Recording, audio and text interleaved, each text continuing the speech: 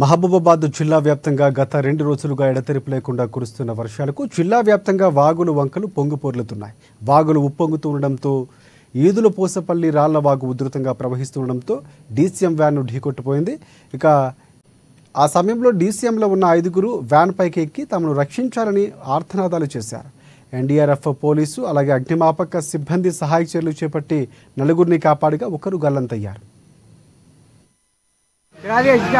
హైదరాబాద్ జిల్లా లోపల నిన్న ఉదయం 8 గంటల నుండి ఈ రోజు 8 గంటల వరకు సుమారుగా 30 సెంటీమీటర్ల ఆవరేజ్ 30 సెంటీమీటర్ల వర్షం కురవడం జరిగింది.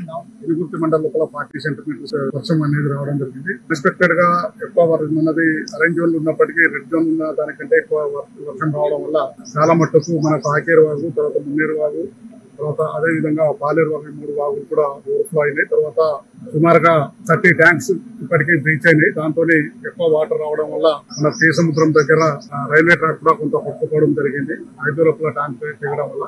అదే విధంగా జిల్లా లోపల మనకు అన్ని చోట్ల కూడా ఇప్పుడు ఆకేరు వాగు ఏరియా లోపల చాలా పాలేరు వాగు కానీ ఆకేరు వాగు లోపల సరౌండింగ్ లోపల కొన్ని గ్రామాల లోపల వాటర్ రావడం జరిగింది. రెవెన్యూ వాళ్ళు, తర్వాత పోలీస్ వాళ్ళు, తర్వాత పంచాయతీరాజ్ వాళ్ళు అన్ని డిపార్ట్మెంట్స్ కూడా కోఆర్డినేషన్ తోని ఎక్కడైతే వాటర్ స్టాగ్నేషన్ అవుతుందో వాళ్ళను ఇంట్లో ఖాళీ చేయించి ఎత్తైన ప్రదేశంలో పంపించడం, అదేవిధంగా రిహాబిలిటేషన్ సెంటర్లను ఏర్పాటు చేయడం జరిగింది. తర్వాత ఈ రోజు సుమారుగా 8 గంటల ప్రాంతం లోపల మహబూబాబాద్ లోపల రాళ్లవాగు లోపల ఒక 5గురు వెహికల్ వేసుకొని ఆపినప్పటికీ రాకుండా వెహికల్ వేసుకొని రావడం జరిగింది. ఎన్డీఆర్ఎఫ్ టీం వాళ్ళతోని 4గురిని ఇప్పటికీ సేవ్ చేయడం జరిగింది.